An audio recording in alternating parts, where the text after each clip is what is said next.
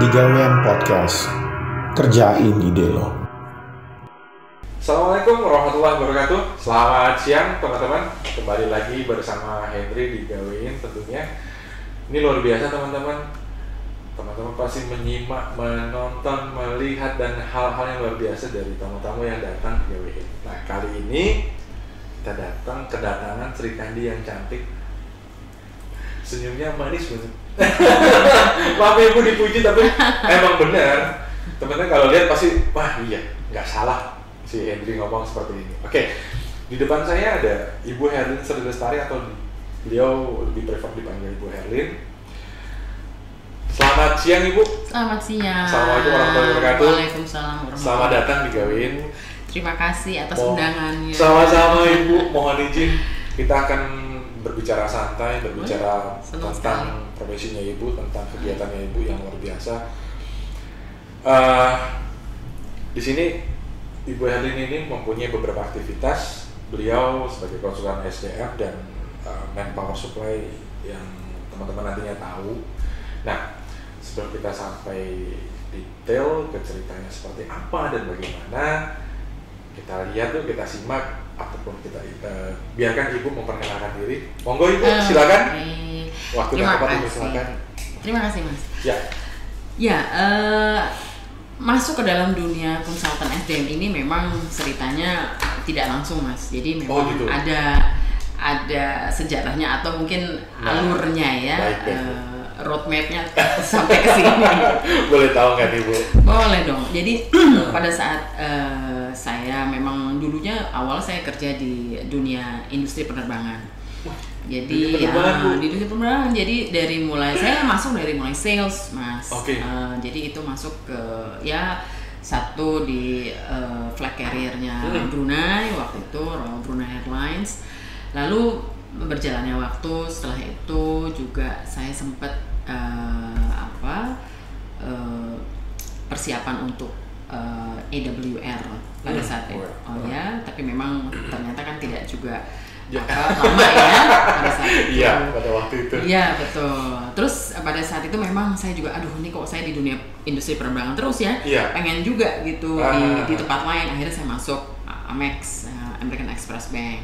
Tapi juga ternyata itu tadi ternyata bukan di situ passion saya juga. Gitu. Jadi akhirnya saya masuk lagi ke salah satu perusahaan yang memang ditunjuk oleh Philippine Airlines menjadi GSA. GSA itu General Sales Agent-nya Indonesia untuk membawahi Philippine Airlines di Indonesia. Setelah itu pada saat perjalanannya saya juga diminta untuk men-set up Paradise Air Indonesia atau Air Paradise Indonesia. Ada dua sih sebenarnya Mas. Jadi itu sebenarnya own-nya by adik kakak. Jadi ada satu Air Paradise Indonesia, ada satu lagi Paradise Air Indonesia. Padahal sama. Maksudnya kakak beradik ya? Cuman memang mereka memisahkan karena yang satu itu untuk yang long haul, ya, yang satu lagi untuk yang short. Gitu. Jadi itu dia pisahkan airlines-nya seperti itu. Nah, berjalannya waktu juga pada saat sedang senang-senangnya, mungkin saat itu saya lagi milenial, jadi lagi senang-senangnya kerja dan diakui ya bahwa akhirnya bisa. Dan saya juga merasakan bahwa apa yang saya bawa ilmu pada saat waktu saya di Royal Brunei Airlines itu benar-benar bisa membantu banyak orang. Karena pada saat waktu di Royal Brunei kan saya menjadi seorang sales saja. Tapi memang waktu saya menjadi sales, kepo saya tuh terlalu tinggi. Teman-teman bahasa gaul banget. Kepo akan ilmu lain ya tapi gitu. Kepo yang positif. Iya, betul. Kepo yang positif. Kepo yang positif. Karena saya selalu diingatkan oleh ayah saya bahwa di mana kamu bekerja itu sebenarnya kamu sekolah, tapi sekolah yang dibayar. Teman-teman. Tuh, itu highlightnya gitu. Jadi saya selalu pegang itu gitu. Bukan kita kerja, tapi saya sekolah loh ini, tapi dibayar. Nah, gimana caranya saya dapat ilmu lagi lebihan gitu loh. Saya nih sekolah dibayar, tapi kalau saya mendapat ilmu lebihan ya bukan berarti terus saya nuntut tambahan, misalnya kan berarti kan tambahan pekerjaan, tapi justru saya benar-benar seneng karena saya dapat ilmu baru. Betul. Gitu. Kalau cuma saya di sales aja saya kayaknya kalau ini kan saya udah nguasain. Ya. Kalau yang lain gimana? Betul. Jadi makanya kenapa ilmu secara airlines itu akhirnya saya komprehensif, akhirnya saya bisa dipakai untuk yaitu tadi membantu untuk men-setting up untuk airlines yang akan beroperasi seperti itu. Anyway, dalam perjalanan itu ibu saya meninggal dunia. Jadi itu di tahun 2001 meninggal dunia dan mewariskan panti asuhan.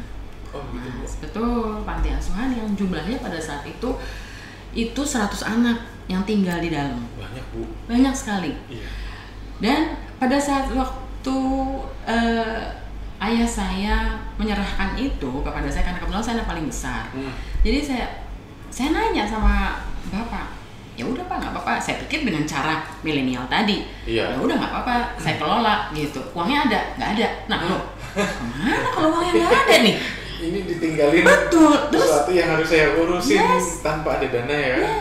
Terus saya tanya sama Bapak, loh Bapak gimana? Saya nggak tahu juga. Nah, terus sama ini ibu gimana gitu? Saya nggak tahu. Betul, saya nggak tahu. Ibu bisa, Ibu Erlin bisa ngurusin itu tanpa yang hari kita nggak tahu ya. Betul. Nah di situ saya benar-benar diuji oleh Allah ya. Pada saat itu saya lagi senang-senangnya. Saya diakui, saya istilahnya euforianya lagi luar biasa. Tapi di sisi lain saya harus pada saat itu saya merasa wah gue dibebanin ini. Gitu. Waktu itu saya merasa jadi beban.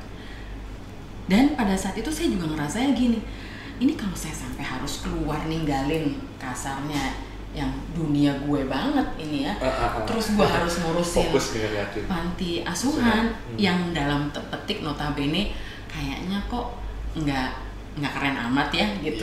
Ya maaf ya, maksudnya saya harus jujur, saya harus jujur kok. Ini fakta ya. Betul. Pada saat itu saya ini nggak keren banget. Terus nanti kalau misalnya gue ditanya, gue keluar dari sini ngurusin ini apaan sih gitu? Itu betul Mas. Saya merasakan situ sendiri. Tapi mau nggak mau itu saya harus pegang karena memang itu amanah.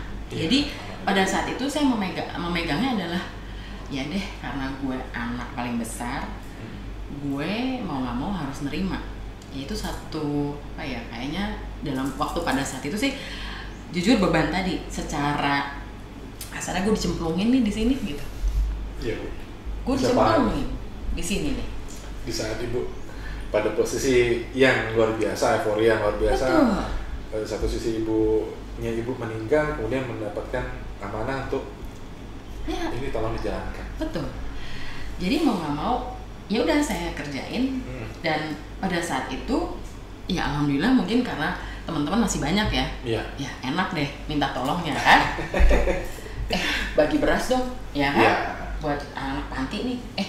Bagi duit dong buat ini, masih lumayan. Tapi sampai seberapa lama? Sampai kapan? Dan kita kasarnya saya tidak dididik jadi pengemis gitu loh. Walaupun pengemisnya buat orang lain ya, buat anak-anak ini.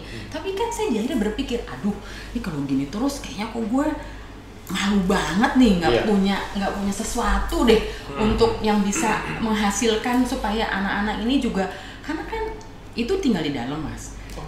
Tinggal di dalam, bukan kita non panti ya. Jadi panti asuhan benar-benar mereka tinggal di dalam.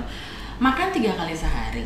Sekolah mereka keluar. Sekolah harus bayar. Bukan kita punya sekolah sendiri gitu.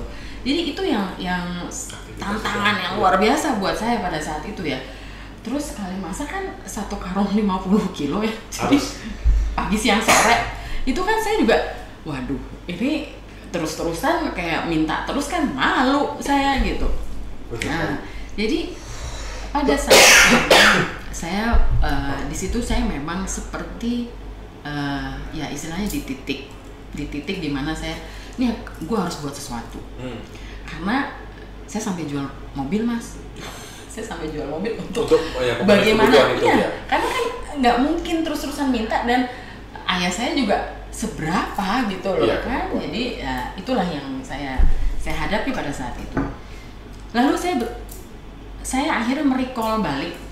Saya kebetulan waktu ya ya alhamdulillah bapak dan ibu waktu itu menyekolahkan saya di Australia, tapi juga bukan istilahnya yang saya hidup dengan ini ya Mas, maksudnya kita harus itu juga tetap saya hanya dikasih uang buat kuliah, saya harus cari sendiri untuk hidup. Saya dulu bekerja sebagai cleaning service itu dan sebagai karyawan outsource gitu.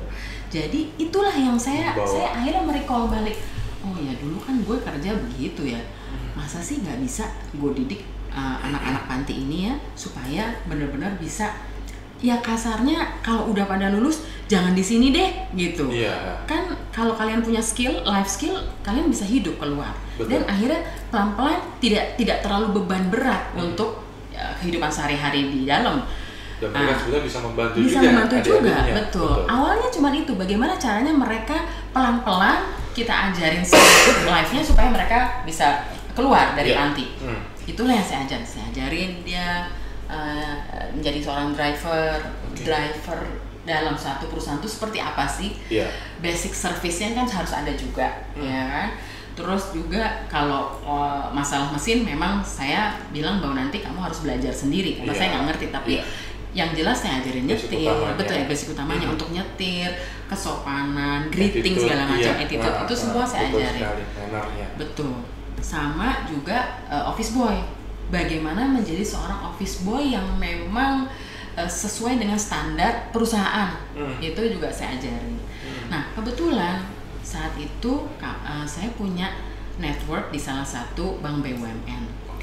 Jadi saya coba telepon teman saya ini, saya cuma minta tolong dong, ini anak-anak udah saya ajarin nih, gimana caranya bisa kerja deh. Saya cuma itu goalsnya, betul, di BUMN tersebut. Tolong deh dites sama mereka.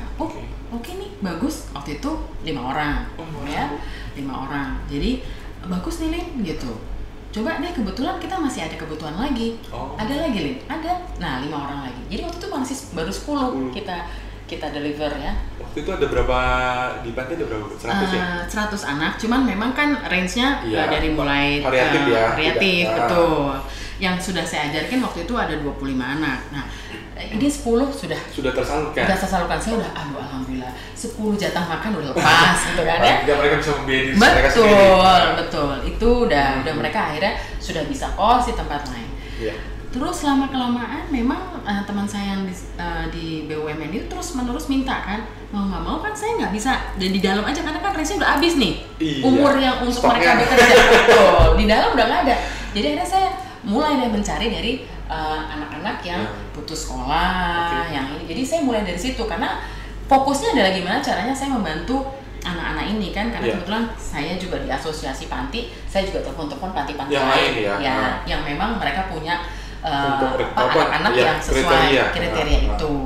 Nah itu mulai begitu sudah masuk ke 30 anak waktu itu, lalu teman saya yang memberikan informasi bahwa Lin, lebih baik kamu bikin badan hukum deh gitu, supaya apa, ini bisa masuk menjadi salah satu vendor manpower supply.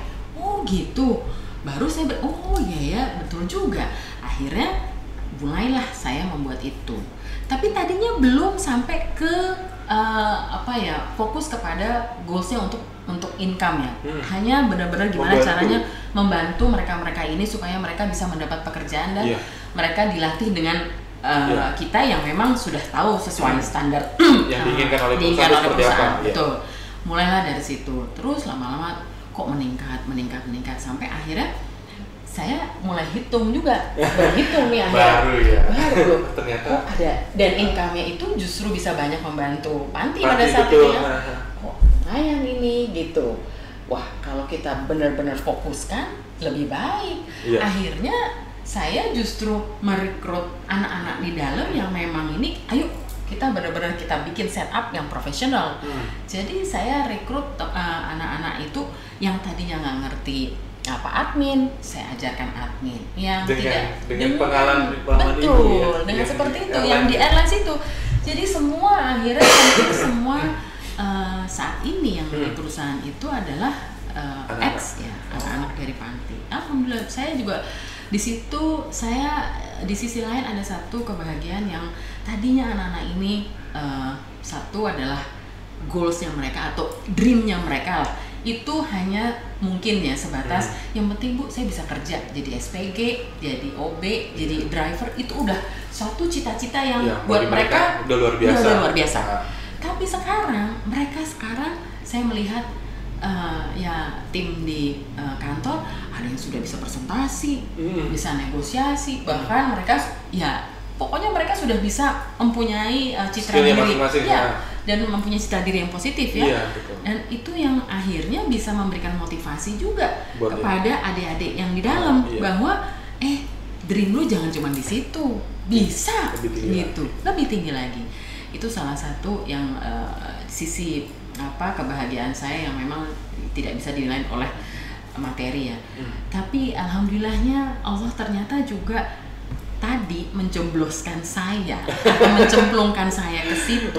Itu juga ada maksud dan tujuan. Betul. Gitu. Jadi yang tadinya saya merasa beban, ternyata akhirnya saya sekarang benar-benar bersyukur luar biasa kepada Allah bahwa memang ini adalah satu jalan dan tadi roadmap yang kita nggak pernah tahu gitu, bahwa ternyata memang dalam perjalanan hidup itu memang kadang kita pada saat itu kan semua diuji Pak, euforia pada saat kita diberikan jabatan dan segala macam itu adalah ujian, tapi di satu sisi kamu harus yang terjun bebas gitu kan, dan itu benar-benar di bawah dan yang tadinya mungkin ya keren nulis gitu, sekarang lu di mana Lip gitu, kita ngomong juga gue ngelola panti. Tadinya kalau ditanya di mana, gue di sini. Ada pride ya, ada kebanggaan sendiri. Kerja di mana? Di bank. Kerja di mana? Airlines. Betul. Di mana? Di panti. Jadi itu saya ngerasain sendiri. Itu memang manusiawi sekali teman-teman, tapi ini satu pelajaran yang berharga dari Ibu Herlin. Kadang kita suka lupa diri ya. Betul. Kerja di mana Bos? Di oil and gas. Kadang sombongnya keluar. Betul. Oil and gas. Betul. Wih, keren nih. Kadang-kadang mohon maaf ya Bu, ketika ditanya pada waktu itu saya kerja di mana? Gue nggak Grab. Apalagi, nggak Grab. Oh, nah, ya ini ya kadang-kadang mereka melihat, cuma nggak Grab doang. Padahal, betul. Ini pengalaman nyata dari Bu Herlin. Dari panti loh, dari yang selain di bawah loh, akhirnya beliau jadi seperti ini. Berarti apapun ya, kalian nggak boleh malu. Kerja di mana? Grab. Bangga aja kerja di mana? Gue nggak Grab. Masalah? Nggak ada. Gue nyari yang halal kok. Benar nggak Bu? Betul. Jadi nggak perlu lagi teman-teman tuh ngerasa bahwa kerja di mana? Gue kurir. Nggak usah. Sekarang nggak ada zaman kayak gitu. Nggak boleh. Kalian harus bangga, harus pride dengan apa yang kalian dapati. Kalian kerja apa? Kerja kok. Daripada kalian katanya kerja apa? Nyolong. Nah, itu baru boleh malu. Benar nggak Bu? Betul sekali. Boleh malu kerja apa? Nyolong. Nah, itu boleh malu. Tapi apapun profesi kalian, apapun status kalian tidak boleh malu karena itu kepercayaan diri. Iya, betul. Kita ngomong seperti ini emang nyata ya Bu ya. Ya. Kadang-kadang dan yang punya jabatan lebih tinggi kayak tadi saya bilang oil and gas, ya jangan sombong juga. Tetap humble aja gitu. Oil and gas. Karena orang kan walaupun dia oil and gas tapi nggak sombongnya ngomongnya dibanding di mana oil and gas. Oke Bu, lanjut lagi nih intermezzo mau. Iya betul.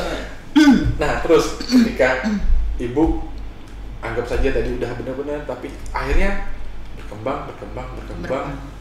Ibu punya perusahaan sendiri ya? Betul. Jadi setelah istilahnya minta oleh teman saya ya perusahaan, jadi mau nggak mau teman saya juga akhirnya bisa merekomendasi ke perusahaan-perusahaan lain kan. Akhirnya jadi lari kemana-mana, industrinya juga tidak diperbankan saja, bahkan kita masuk ke industri oil and gas, masuk ke industri retail, jadi akhirnya berkembang semua. Dan di situ yang saya rasakan bahwa ternyata memang perjalanan itu tadi, kalau kita memang niat ingin, kalau saya memang dari kecil itu pada saat itu memang niatnya gimana caranya saya punya perusahaan sendiri, terus saya bisa banyak bantu orang. Dari kecil itu memang karena mungkin saya melihat ayah saya kan memang juga yang tadinya dia PNS, terus dia mengeluarkan dirinya karena mungkin dia tidak bisa berkontribusi banyak, akhirnya dia bikin perusahaan sendiri dan akhirnya ya dia merasakan bahwa itu adalah passionnya dia karena dia banyak bantu orang dan banyak memberikan ilmu kepada orang. Nah itu yang saya lihat dari ayah saya, mungkin itu menjadi pegangan saya bahwa suatu saat saya harus punya tuh perusahaan yang memang saya juga bisa banyak bantu orang. Nah inilah mungkin roadmapnya Allah ya, yang tadi saya mulai dicemplungin di situ. Itu juga gimana caranya akhirnya saya bangkit dengan niatnya tadinya hanya untuk supaya anak-anak ini bisa dapat kerja, tapi justru itu membuahkan satu usaha yang memang bisa membawa banyak orang juga untuk dibantu untuk mendapatkan pekerjaan. Karena dari kita mempunyai fokusnya tadinya dari outsourcing saja, itu terus akhirnya turunannya jadi ada betul, ada untuk headhunter ya kan ada juga klien lain akhirnya, Bu saya bukan outsourcing tapi saya cariin dong orang yang begini-gini, atau saya butuh jabatan orang yang mengisi ini. Akhirnya kita juga bisa memberikan itu, layanan itu. Lalu juga minta juga training, akhirnya betul permintaan training. Terus ada juga permintaan konsultan SDM konsultansinya itu misal pembuatan SOP pembuatan SOP untuk di bagian human resource-nya sendiri, seperti itu. Jadi memang pengembangannya jadi banyak. Dan itu saya rasakan sendiri memang ini adalah mungkin dari perjalanan panjang ini ya yang itu akhirnya kita juga berkreasi sendiri dari situ gitu. Nah intinya sih sebenarnya itu tadi ya, kadang-kadang kita pada saat perjalanan karir kita itu sebenarnya awal yang pada saat kita ucapkan itu tuh ternyata yang membawa kita ke situ. Jadi ujungnya. Jadi jangan sampai lupa sebenarnya kalau kita sudah mengucapkan sesuatu. Bahwa kalau saya kebetulan sadarnya setelah punya usaha, baru ternyata ini gitu. Karena setelah saya ucapkan saya ingin punya perusahaan sendiri seperti punya ayah saya, bisa banyak bantu orang gitu, karyawannya juga banyak, dan kita benar-benar bisa menjadi satu usaha yang barokah ya. Nah itu pernah saya ucapkan, jadi ternyata itu gitu. Ini dijaga sama Allah. Betul ya. Cuman dalam proses, alhamdulillah dalam prosesnya dalam prosesnya itu memang tidak mudah. Benar. Ya, itu yang mungkin kepada mungkin ya saya juga, karena ini kan kaum milenial kan sedang lebih besar daripada kaum kolonial. Jadi kalau itulah yang memang kalau bisa itu tadi, pada saat kita belajar di satu perusahaan, tolonglah benar-benar belajar. Karena kita mempunyai tagline kita adalah kita sekolah dibayar. Nah, iya Bu, itu tadi yang itu ini sekolah dibayar. Udah saya garis bawahi, malah saya tulis sekolah yang dibayar. Sekolah yang dibayar. Kalau dulu kita yang bayar sekolah, sekarang kita sekolah yang dibayar. Itu aja. Kalau saya selalu pegangin, gue kan emang lagi sekolah, dibayar lagi, udah gitu. Benar. Jangan jadi beban kalau misalnya kita ditambahkan suatu pekerjaan. Itu berarti itu adalah roadmap kita untuk nanti. Gitu. Benar. Itu saja. Jadi pegangan itu adalah bahwa kalau kita dikasih pekerjaan, berarti kan kita memang, gue mau naik kelas nih. Gue mesti punya ilmu ini nih buat ntar. Dan yang memberikan pekerjaan juga sebetulnya melihat kamu punya potensi. Betul. Nggak mungkin nggak ada dasar ketika kita itu diberi pekerjaan tambahan, si atasan kita itu hanya lu kerjain. Yes. Ya mungkin ada, tapi nggak banyak seperti itu. Seorang leader yang baik, dia akan melihat bahwa staffnya dia atau di bawahnya dia, ketika si A, si B, si C ini mempunyai kemampuan skillnya dia mau ditingkatkan, otomatis akan diberikan sebuah pekerjaan tambahan. Karena itu untuk mengasah. Semakin banyak sebetulnya teman-teman bisa berpikir, dia berarti trust sama saya. Trust itu luar biasa loh teman-teman. Trust itu bukan ketika seorang pimpinan, seorang leader memberikan sebuah kepercayaan kepada bawahannya untuk mempekerjakan, itu berarti dia trust sekali. Dan dia punya dreaming, lu tuh mampu, kalian itu mampu, dan dia udah bisa melihat itu tanpa sebetulnya tadi yang bisa melihat diri kita tuh sebetulnya memang oke, kita sendiri, tapi orang lain juga punya hak, punya penilaian terhadap kita karena tentang kapasitas yang kita miliki. Betul. Karena kadang-kadang kita bingung ini, iya, gue ini sebenarnya bisa apa sih? Karena emang oke lah, karena terlalu fokus bekerja sehingga pimpinan atau melihat bahwa dia ini potensinya bisa. Ketika saya kasih kerjaan ini dia bisa, kerjaan ini bisa, ya udah, lo bisa berkembang. Betul sekali. Cuman ya itu tadi banyak nih kejadian. Kebetulan kan kita memang karyawan outsourcing kita juga banyak ya. Jadi banyak juga yang ngeluh ke kita bahwa Bu, saya mulu soalnya nih. Favorit ya? Kayaknya saya nggak punya waktu apa-apa, saya melulu. Nah, itulah disadari bahwa kita lagi sekolah, emang ekskulnya lagi banyak. Iya, betul sih Bu, itu menarik. Ekskulnya lagi banyak. Sekolah gede terus ekskulnya banyak nih. Ekskulnya lagi banyak gitu. Gimana dong? Ekskul itu juga kan nanti buat buat skill kita kan. Juga, tambahan. Jalanin aja, karena itu pasti ada manfaatnya. Pasti memang bukan saknyat sakdek gitu ya. Kadang-kadang pengennya kayak gitu ya Bu. Betul. Itu butuh proses. Dan Ibu aja tadi prosesnya panjang loh. Dari lain, dari ini sampai taruh blek ngurusin panti. Teman-teman bisa bayangin tuh setinggi airline tuh taruh di bawah. Iya, betul. Tapi Bu Elin nggak ngeluh, beliau malah mau flashback, mau recall lagi ke belakang gue seperti apa sih, dan itulah yang menjadi sebuah goal yang luar biasa. Iya, itu betul sekali. Nah, tadi Bu, mohon maaf tadi saya potong sedikit ketika Ibu bilang outsourcing Ibu, wah Bu, tapi saya terusnya disuruh, Bu ini. Tadi emang Ibu udah sampaikan ini ekskulnya banyak. Nah, selain itu ngantisipasinya apa lagi Bu? Oke. Kalau memang mungkin sekarang ini kan zamannya sedang kebetulan ini sekarang COVID ya. Sebelum kita ngomong sebelum COVID itu kan sorry to say hedon banget ya. Ibu tahu aja. Hedon banget. Iya kan? Kayaknya kalau nggak nongkrong gitu kayaknya nggak ini banget deh, nggak keren banget gitu deh. Terus kayaknya kok lu kerjaan mulu yang emang lu dapat bintang apa di situ gitu kan gitu. Ya kan? Jadi hal-hal semacam itu. Anyway, memang betul kita juga perlu dengan kehidupan kita. Tapi itu tadi bila mana memang kita juga bisa mengukur sebenarnya. Bisa mengukur bahwa dari yang 24 jam itu gue oke deh kerja, terus gue dikasih tambahan ekskul nih ya kira-kira sekian gitu ya. Terus gue juga misalnya mesti nongki deh sama temen-temen ya sekian. Tapi paling tidak dari total kita itu kontribusi kita ya terhadap mensukseskan orang lain itu berapa besar. Karena gini, prinsip kita sukses itu kalau dalam saya pribadi itu memang betul materi pasti akan mengikuti, tapi sukses kita itu diukur seberapa besar kita mensukseskan orang lain. Benar Bu. Itu. Iya.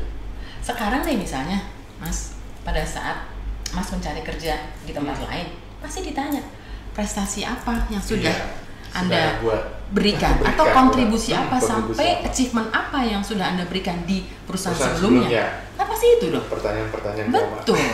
Itu udah pertanyaan ini deh. General. Tapi kan itu harus kita jawab. Betul. Dan harusnya itu menjadi evaluasi kita. Iya. Saya bisa memberikan apa ya? Betul. Kita coba hitung. Emang kita udah memberikan apa ya? Kalau cuman kita sekedar datang ceklok pulang ceklok, ya berarti kan kita standar aja ya. Dan jangan juga mengharap bahwa kita mendapat yang lebih. Gue bisa dapat lebih nih. Enggak, kalau lu juga mengerjakannya standar, ya sorry juga, lu juga dapatnya standar gitu. Tapi kalau lu benar-benar bisa memberikan kontribusi, misalnya, ya Pak, pada saat saya di sana, saya memang diminta untuk mengerjakan ini. Pasti si perusahaan yang menginterview akan melihat bahwa berarti lu dikasih kepercayaan segitu besarnya dengan ini. Nah, itu aja sudah mendapat value betul.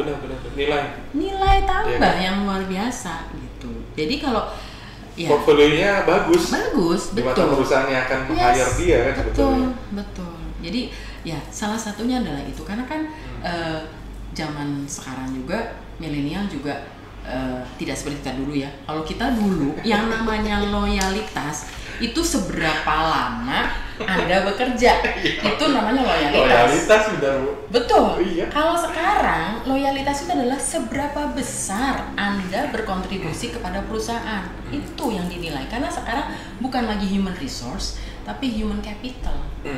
Menarik ya, Bu. Human capital ya, Bu ya. Iya.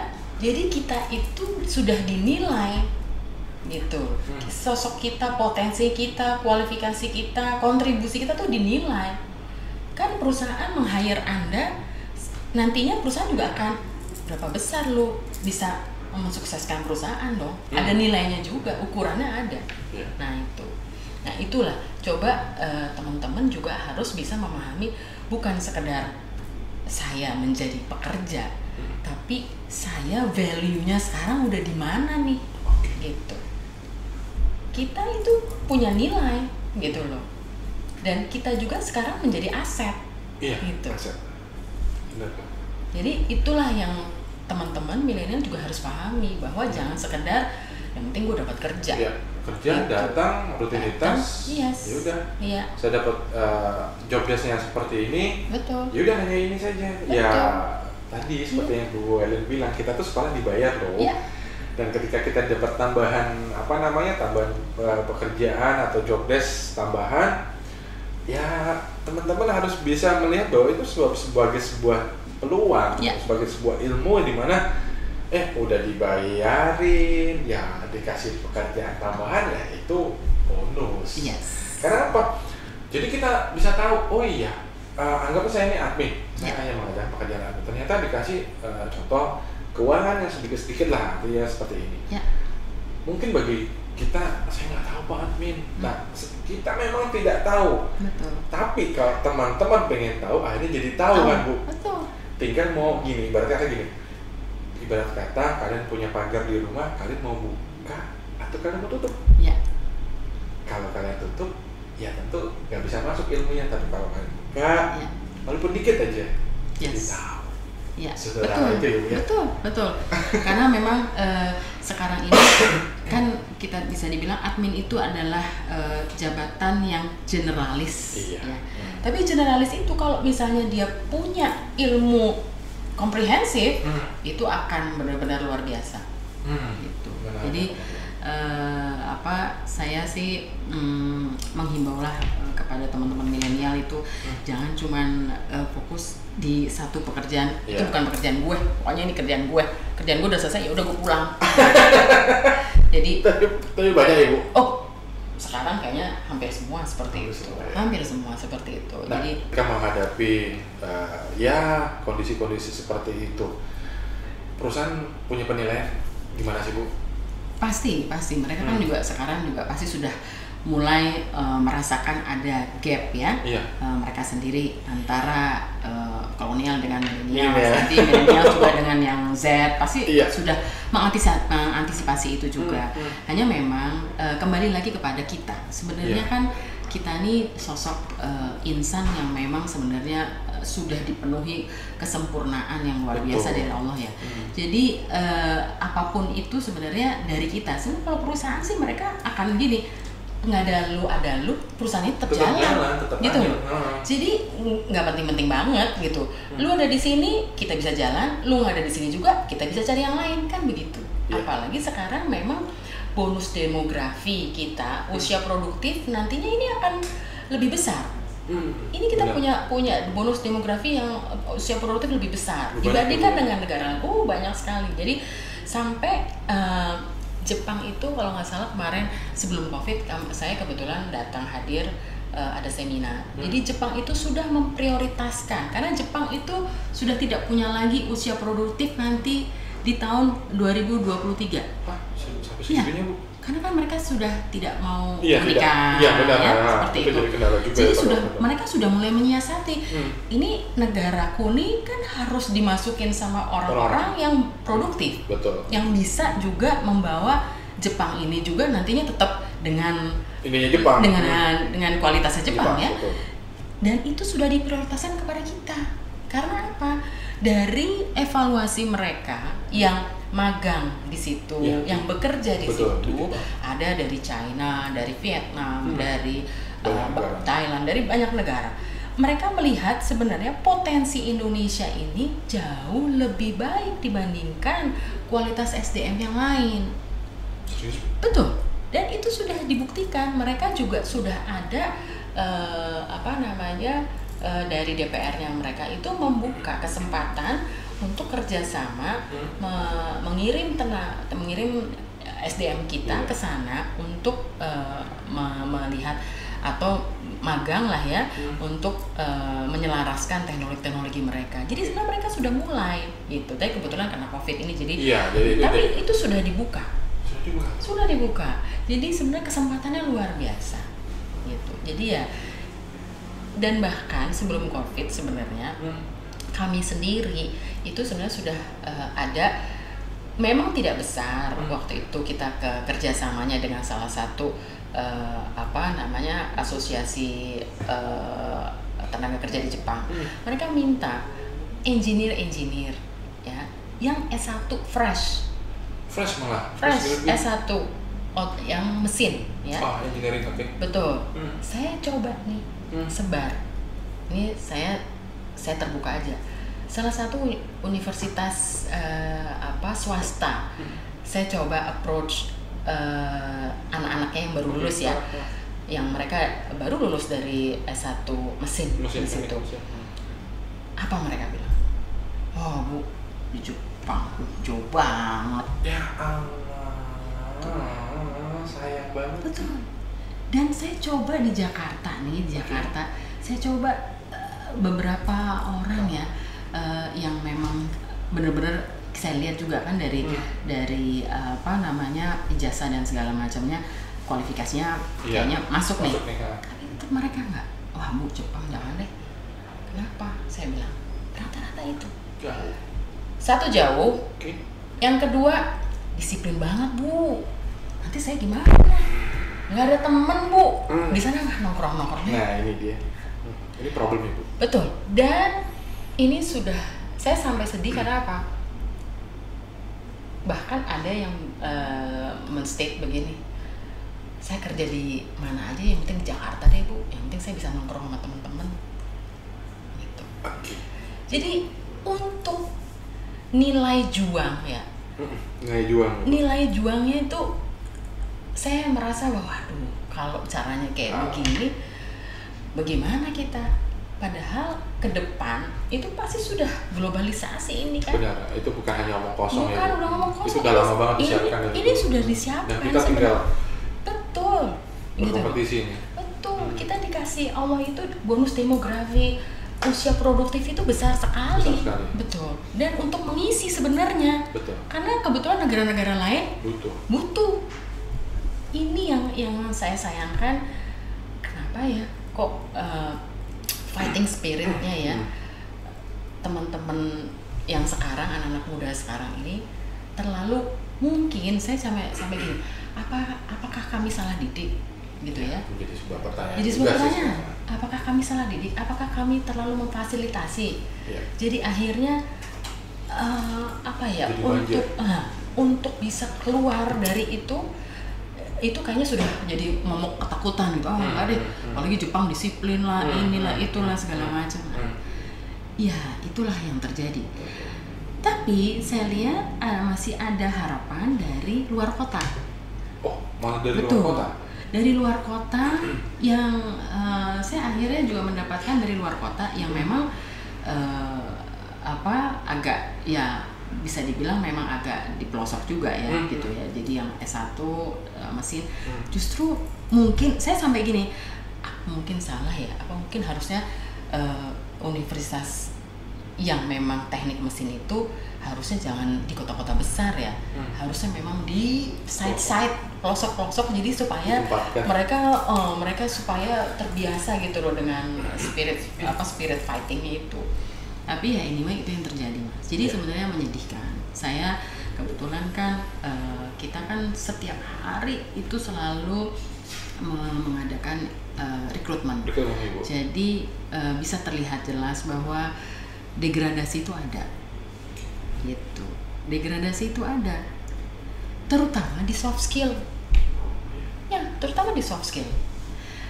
Padahal coba mungkin bisa dilihat di Google ya, orang-orang sukses itu 80% itu nilainya dari soft skill loh Mas, bukan dari hard skill. Karena hard skill itu kita gampang kok sekarang, kita bisa memoles diri kita. Hard skill itu kan dari YouTube ada, betul, ya di Google ada, semua kita kalau mau bicara hard skill kita bisa belajar sendiri. Tapi soft skill itu kan suatu perilaku kebiasaan. Nah, itu yang memang saat ini kami juga sedang bagaimana ya caranya untuk bisa memasukkan soft skill, karena soft skill itu tidak saatnya sadek. Butuh proses ya Bu. Butuh proses panjang. Dan memang kembali lagi ke individunya. Yes. Apakah bisa di set up? Ini kan pasti ada permintaan. Ya, soft skill ini pada permintaan. Dan terkadang memang mempunyai problem ketika si pribadi ini setting untuk soft skillnya ada yang cepat dan ada yang lama, ada yang sedang. Nah, kadang-kadang ketika kebutuhannya cepat, orangnya tidak tepat. Tentunya ini bisa dipahami sih kondisinya. Betul. Tapi paling tidak kan kita juga bisa melihat, menilai juga dari negara-negara lain seperti Jepang, Korea. Mereka memang work ethic-nya udah kelihatan ya, dan itu soft skill kan sebenarnya. Iya, benar sekali. Itu soft skill banget gitu.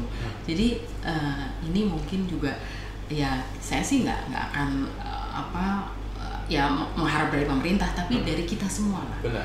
Kita yang apalagi kita sebagai orang tua, bukan hanya kepada anak kita tapi kepada lingkungan sekitar. Paling tidak kita membiasakan diri dari hal-hal kecil, greeting, itu soft skill gitu. Ya, dari mulai situ terus juga mulailah cara mengambil keputusan, berani untuk mengambil keputusan gitu. Terus untuk juga berani negosiasi, berani juga untuk mengambil resiko, karena memang itu semua soft skill. Benar. Gitu. Jadi kembali lagi adalah kalau kalian mau sukses, sudah ada penelitiannya 80% itu soft skill. Yakin deh. Gitu.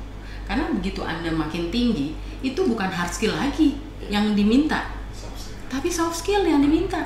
Coba tanya deh, any pemimpin dunia, bukan lagi misalnya sebagai seorang teknik mesin, bukan lagi yang ditanya adalah ini kemampuan hard skill mesinnya, tapi bagaimana mengelola. Benar. Iya kan? Nah, mengelola itu kan soft skill. Harus bagaimana tahu. Dia punya tim. Dia tahu ada di bawahnya seperti apa.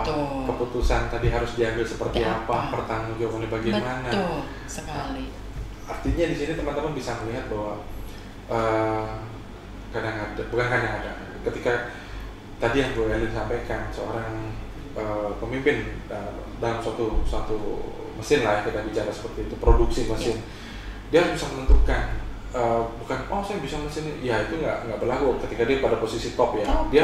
Dia harus bisa melihat, saya punya manajer itu sekian, yang ahli itu ini, dan dia bisa menaruh orang-orang, si A ini taruhnya di sini, si B taruhnya di sini, si C taruhnya di sini. Artinya menempatkan posisi, mengatur strategi, dan ketika dia melakukan keputusan itu dia berani bertanggung jawab. Jangan terus karena permintaan perusahaan, kayaknya cemen banget kalau bilang permintaan perusahaan, karena perusahaan nggak akan menanya, kan saya menempatkan kamu di situ, kamu yang harus incat bertanggung jawab dengan keputusan yang kamu ambil atas permintaan perusahaan. Bener nggak Bu ya? Jadi pesan-pesan buat kaum milenial artinya begini, diskusi ini sangat menarik teman-teman, informasi ini sangat menarik, dimana Ibu tadi Bu Elin menyampaikan bahwa demografi kita untuk usia produktif itu banyak sekali, dan teman-teman bisa bayangin untuk kita Asia saja, kita ambil contoh tadi Jepang, mereka tahun 2023 sudah kehabisan, dan mereka memang maksud saya bukan habis tapi mulai kekurangan, mulai kurang, tidak ada. Dan di sini dia akan mencari dari beberapa negara yang terdekat, dan melihat potensi Indonesia itu masih sangat terbuka lebar. Nah, kalau teman-teman seandainya kerja di Jepang, dapat tawaran kerja di Jepang dengan alasan nggak enak, jauh, nggak bisa nongkrong, hello, jadi anak rantau dong. Itu dia. Benar nggak Bu? Betul. Negara kita, kita itu punya banyak provinsi. Ada dari Aceh sampai ujungnya Papua. Ya. Kalian boleh lihat anak-anak yang merantau, mereka jauh dari teman-temannya, mereka jauh dari kampungnya. Dan teman-teman yang punya keahlian yang luar biasa, kalau mau meningkat lagi next level, kita pindah ke negara lain. Ya. Kita bangga dong jadi orang Indonesia. Yes, betul. Yang kalian bawa itu negara. Ya. Bukan kalian dari Padang, kalian dari Aceh, enggak. Tapi yang kalian bawa adalah sebuah negara, identitas negara. Ya. Dari mana? I'm from Indonesia. Begitu bangganya kita bilang I'm from Indonesia. Betul. Ayolah teman-teman, kita yakin loh kalian itu mampu. Dan apa yang nanti kalian tonton di sini itu menjadi spirit, menjadi semangat kalian untuk bertarung, untuk memacu semangat kalian. Ingat, kalian itu sebetulnya belum start engine. Kalian baru masuk dalam sebuah kendaraan, baru melihat interior di dalam. Kalian sudah harus start engine.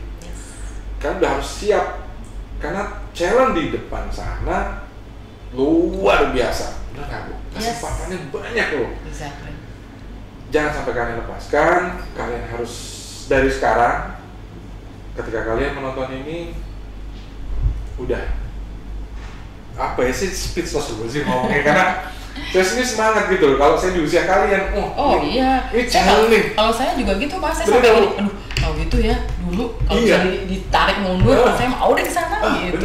Benar, jujur karena kami yang ngerasa bahwa wah ini kesempatan, karena pada waktu itu kesempatan kesana itu susah sekali. Bersaingnya ketat ya Bu. Ketat sekali. Sekarang kalian lebih dimudahkan. Ya. Jadi betul. Ini pesan dari kita semua buat teman-teman yang masih memiliki umur yang masih produktif. Luar biasa ini. Ini adalah sebenarnya blessing ya. Kesempatan dari Tuhan untuk kita semua untuk benar-benar membawa nama Indonesia sebagai kualitas SDM Indonesia itu jaya di luar. Karena memang sudah tidak lagi kita dengan membuka teknologi yang semakin kuat, semakin lebar ini tidak menutup kemungkinan kalian itu bisa berjaya di luar negeri. Betul sekali. Jadi tadi yang memang kita mungkin sekarang ini yang di mana-mana world class itu bisa kalian dapatkan secara lebih mudah dibandingkan kita dulu. Babat alasnya udah kita soalnya. Gitu. Kita udah babat alas. Jadi kalian sudah tinggal menempatkan posisi kalian di sana. Udah. Betul. Siapkan diri kalian sekarang, ya kan? Jiwa petarung, soft skill kalian tingkatkan kembali. Betul. Ya. Betul sekali. Ayo teman-teman, ini peluang yang luar biasa. Jadi jangan sampai kalian ketinggalan momen seperti ini. Kami hanya bisa mendoakan kesempatan kalian sangat terbuka lebar. Baik teman-teman, ini suatu pembicaraan luar biasa. Terima kasih teman-teman sudah menyempatkan kesediaan waktunya untuk menonton pembicaraan antara Henry dan Ibu Herlin. Terima kasih juga Mas Henry. Sama-sama Ibu, insya Allah ini menjadi sebuah pembicaraan yang menarik buat kita semua. Harapan dan doa kami buat kalian-kalian yang menonton ini menjadi harapan yang luar biasa. Menjadi membawa nama Indonesia di kancah dunia internasional. Bukan hanya Jepang, itu salah satu contoh. Banyak dunia lain negara lain yang aslinya membutuhkan kita. Jadi mari kita bertarung, mari kita tetap semangat, gali potensi kita masing-masing. Oke. Terima kasih banyak Ibu. Terima kasih. Assalamualaikum warahmatullahi wabarakatuh. Waalaikumsalam. Selamat siang. Mohon maaf apabila ada kekurangan dan kesalahan kata. Sama-sama. Terima kasih. Kerjain ide lo.